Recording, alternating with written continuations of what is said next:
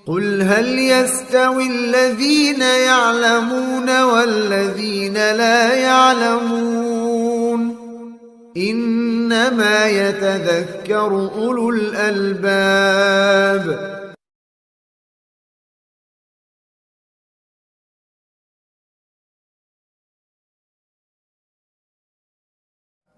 Mendidik anak itu harus dengan ilmu dan amal, konsep dan praktek. Ilmu dan amal ini adalah ciri khasnya Muslim, Islam. Ciri khasnya ahlu sunnah wal jamaah. Karena ada kaum yang tersesat di dalam hal ilmu dan amal. Yahudi, Allah cap dengan al-maghdub alaihim karena mereka kaum yang apa? Yang banyak ilmunya nggak mau beramal. Nasrani, Allah cap sebagai ad-dhalin, orang-orang yang sesat. Karena apa? Mereka semangat beramal nggak punya ilmu. Kita Muslim harus menjadikan kedua hal ini selalu ada. Makanya kata para ulama, al-ilmu wal amal kal qadamain. Ilmu dan amal itu seperti kedua kaki kita. Harus melangkah bersama, tapi yang harus dikedepankan langkah tersebut adalah ilmu dulu, baru kemudian amal. Siapa yang melangkahkan kaki amal terlebih dahulu, dia akan jatuh terjerembab. Dan siapa yang cuman beramal tok tanpa ilmu, ataupun berilmu saja tanpa mengamalkan, pincang. Hanya berjalan satu kaki, capek, nggak akan bisa sampai ke tujuan.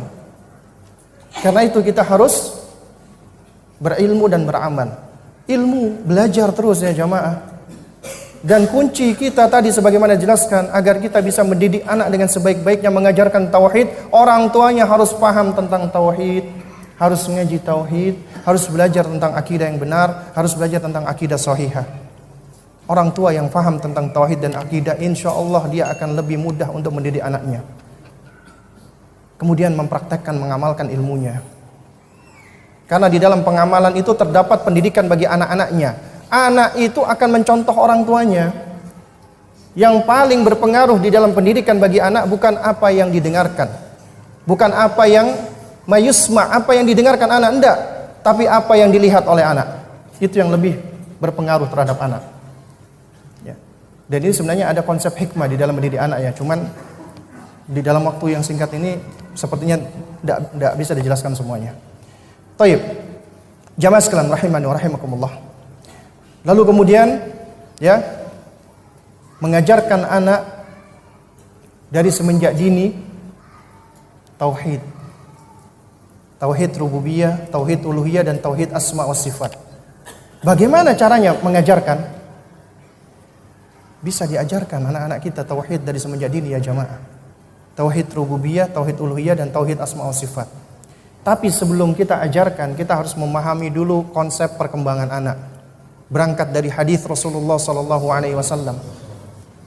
Dan subhanallah, Nabi ketika bersabda tentang hadis salat, hadis ini ternyata ya tidak bertentangan, bahkan menjadi landasan sebagian ilmuwan pedagogik yang memahami tentang ilmu perkembangan anak.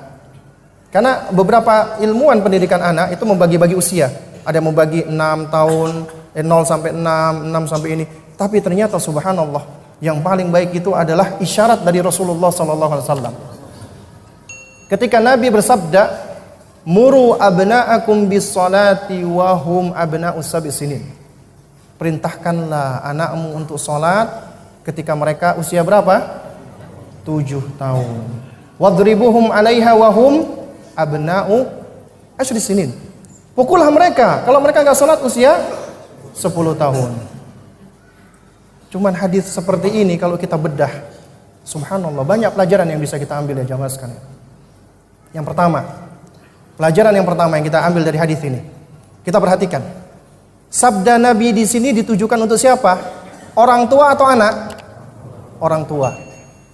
Nabi bersabda enggak? Anak-anak kalau kalian usia 7 tahun, sholatlah. Ketika kalian usia begini, kalian melakukan ini. Enggak. Ini menunjukkan bahwasanya ya, pendidikan itu tanggung jawabnya orang tua. Makanya Nabi memerintahkan ini kepada para orang tua. Muru abna'akum, perintahkanlah anakmu, berarti untuk orang tua. Baik, jamaah sekalian, udah isya ya? Oh belum. Jadi perintahkanlah anakmu untuk salat. Kemudian yang kedua, Nabi menyebutkan apa? Salat. Salat itu pilarnya agama kita, tiangnya agama kita. Yang pertama kali dihisab oleh Allah Subhanahu wa taala. Bahkan kata Nabi, al-ahdu bainana wa bainahum as-shalah faman tarakaha faqad kafara. Yang membedakan kami dengan orang-orang ahli, dengan mereka, yaitu orang-orang kafir, salat. Siapa yang meninggalkan salat jatuh kepada kekafiran. Salat, syahadat, kemudian salat termasuk rukun Islam yang kedua. Ini menunjukkan betapa pentingnya salat. Kemudian juga di dalam Al-Quran Allah juga menyebutkan hal ini, wa'mur ahlaka bis-shalah wastabir 'alaiha. Perintahkanlah keluargamu untuk salat dan bersabarlah di atasnya. Kemudian juga nasihatnya Luqman kepada anaknya untuk menegakkan salat, beramar ma'ruf nahi mungkar, kemudian bersabar. Ternyata ya, ini termasuk nasihatnya orang-orang yang soleh, nasihatnya Allah, dan termasuk nasihatnya orang-orang yang soleh, ya, para nabi dan rasul. Kemudian Nabi menyebutkan usia secara spesifik. Berapa usianya? 7 tahun. Nabi menyebutkan secara spesifik. Nabi enggak menyebutkan ketika anakmu balik, ketika anakmu enggak. Nabi menyebutkan secara spesifik, perintahkan anakmu salat ketika usia 7 tahun. Ini artinya apa jamaah sekalian? Kalau saya tanya, anak di bawah 7 tahun diperintahkan sholat tidak? Anak di bawah 7 tahun diperintahkan sholat tidak? Antum punya anak-anak umur 6 tahun, 5 tahun, antum perintahkan sholat tidak? Hah? Kif? Antum perintahkan enggak anak antum 5 tahun, 6 tahun, 4 tahun sholat? Taib ya, kita break azan sebentar ya. Habis azan kita kajian lagi. Taib.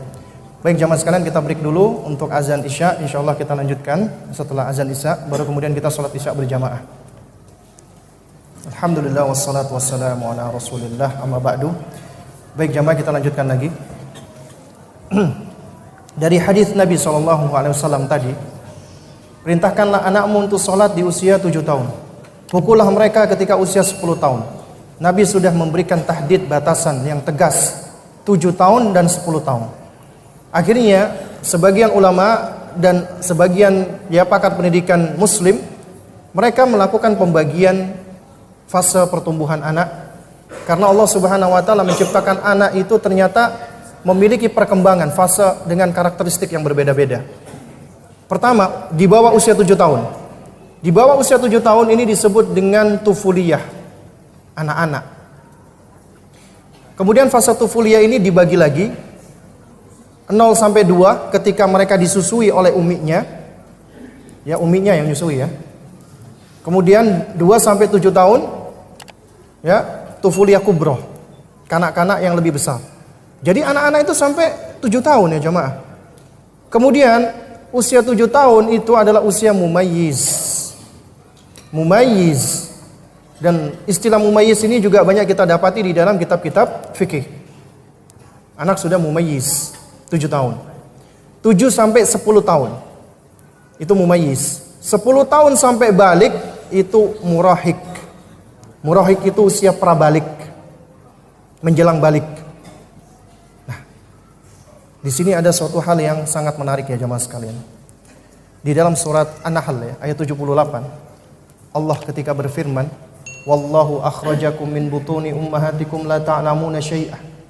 Allah mengeluarkan kalian dari rahim-rahim ibu-ibu kalian dalam keadaan bodoh, enggak punya ilmu kita. Tapi Allah berikan kita instrumen, alat buat belajar. Apa itu? Wa ja'ala lakumus sam'a. Allah berikan kepada kita pendengaran, wal absar. Allah berikan kepada kita indera penglihatan, wal afidah. Allah memberikan kita indera pemahaman. Ada yang mengatakan hati, ada yang mengatakan qalbun, ada yang mengatakan akal. Meskipun yang lebih rajih adalah qalbun, hati. Intinya adalah indera untuk memahami. Allah berikan 3. Indera ini untuk apa? Untuk kita supaya bisa belajar, mendapatkan ilmu, memahami sesuatu. Pendengaran, penglihatan, dan pemahaman. Dan subhanallah, ketika Allah menyebutkan ini berurutan, itu sesuai dengan perkembangan anak. Anak ketika dilahirkan, baru dilahirkan 0 tahun, usia 1 hari 2 hari, indera penglihatannya sudah jelas nggak Pak? Belum jelas. Apa yang jelas? Pendengaran. Mereka sudah bisa membedakan suara umminya dengan selain suara umminya. Artinya di sini Allah sudah mengkaruniakan yang sempurna pada anak kita adalah pendengarannya. Sehingga metode mendidik anak-anak usia ketika masih disusui, termasuk ketika hamil, mereka kita perbanyak tasmi, memperdengarkan kalimat-kalimat thayyibah, kita memperdengarkan Al-Qur'anul Karim, kita memperdengarkan zikir-zikir dan seterusnya. Karena anak-anak yang terbiasa dari kecilnya diperdengarkan kalimat-kalimat thayyibah termasuk Al-Qur'an, insya Allah hatinya akan terpaut dengan Al-Qur'an. Hatinya akan senantiasa terpaut dengan Allah. Ibu yang sering membaca Al-Quran, manfaat buat dirinya. Dirinya akan mendapatkan ketenangan. Anak bayi bisa merasakan ketenangan ibunya, emosi ibunya. Ibunya lagi gelisah, tahu anaknya akan ikut gelisah. Karena itulah peran bapak di usia ini adalah 1. Jaga istri ketika hamil dan menyusui, agar istri itu damai dan tenang, tentram. Jangan disakiti, jangan diomel-omeli. Kuncinya bagi para bapak. Karena mempengaruhi bayi. Tasmi, perdengarkan ayat-ayat Allah, kalam Allah. Dan akan bermanfaat ketika ibu itu dia sering membaca Al-Quran pada sang bayi. Ketenangan akan datang menyelimuti sang bayi pula. Dan ini adalah pendidikan kita mengajarkan tauhid pertama kali. Sering-sering kita mengucapkan lafdzul jalalah, Allah, Allah, agar anak terbiasa memperdengarkan. Dan perhatikan, Allah enggak menyebut indera bicara di sini. Kenapa? Indera bicara itu dipengaruhi oleh indera pendengaran. Karena itu anak-anak yang dilahirkan tuli seringkali bisu. Seandainya dia belajar bicara, dia cuma belajar bicara dari yang dia lihat. Seringkali pengucapannya tidak benar. Makanya ibu yang fasih, biasanya anaknya juga akan memiliki kefasihan. Yang belum menikah cari calon-calon istri yang fasih. Ya. Karena mempengaruhi ya jamaah sekalian. Kemudian usia 2 tahun sampai ke 7 tahun, apa yang sudah sempurna? Penglihatannya. Sebenarnya dari usia setahunan anak sudah mulai berkembang indera-inderanya termasuk penglihatannya. Tapi mereka sudah mulai sempurna belajar pergerakannya termasuk penglihatannya adalah di usia berapa? 2 tahun ke atas. Tapi perhatikan, ini fase berbahaya. Kenapa saya katakan berbahaya? Mereka menjadi pencontoh, imitator, duplikator, pengcopy paste apa yang ada di sekitarnya. Rahasianya kenapa Rasulullah SAW tidak memerintahkan anak di bawah 7 tahun untuk sholat, tapi abinya, uminya tunjukkan qudwah. Makanya pendidikan dengan qudwah. Azan berkumandang, Allahu Akbar, abinya segera ambil air wudhu. Dia berwudhu. Kemudian dia memakai pakaian yang bagus. Kemudian dia berparfum. Anaknya perhatikan, ya jamaah sekalian. Diperhatikan oleh sang anak. Ini fase mereka mencontoh, meniru. Ibunya ketika keluar rumah gak pakai kosmetik, bahkan menutup wajahnya. Ketika di dalam rumah, Masya Allah, pakai kosmetik, mempercantik dirinya untuk suaminya. Belajar anak-anak ini ya jamaah sekalian. Dicontoh. Mereka akan mempelajari peran ibunya dan peran bapaknya. Dan ini seringkali terjadinya kegagalan atau masalah di dalam pendidikan seperti ini. Mulai muncul anak-anak yang dikatakan anak yang mulai berbohong, anak yang mulai melakukan keburukan-keburukan. Itu sebenarnya kelantaran siapa? orang tuanya.